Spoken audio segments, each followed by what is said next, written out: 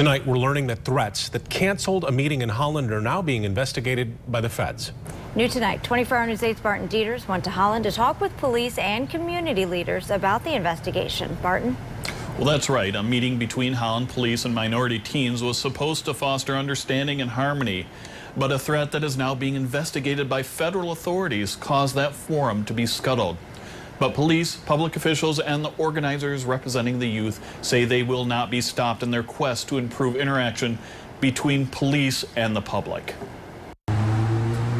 The forum was set for last week at the Boys and Girls Club in North Holland by the teen program coordinator in order to provide answers for teens troubled by recent events of violence involving police. So I talked to some of our kids about what was happening, and they had questions for me about the police, about what was going on that I couldn't answer for them. But instead, Holland Public Safety Chief Matt Messer said reports of threats came in over social media against police and public officials that were slated to attend the July 13th event. Mayor Nancy DeBoer planned to be there. 10 years ago, I would have said, oh, come on, something like that would never happen.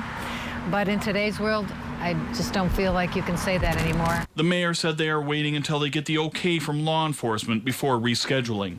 The exact nature of the threat has not been made clear other than to say they were anti-law enforcement. But the police chief said it was serious enough that it was turned over to the Federal Bureau of Alcohol, Tobacco, and Firearms. Messer said the ATF, which usually investigates actions related to bombing and arson, is also working with the West Michigan Enforcement Team, which usually investigates drug crimes.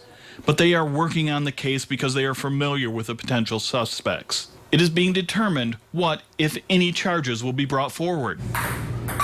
But while the original forum was canceled, the Boys and Girls Club has still had community meetings, and the teen director for the club says the efforts will continue. The more that the police are seen, the more that the police connect with the community, the more positive it can be.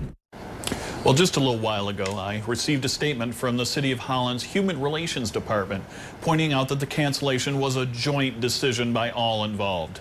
The statement says the city remains dedicated to providing a safe and positive environment for discussing these challenging issues going forward.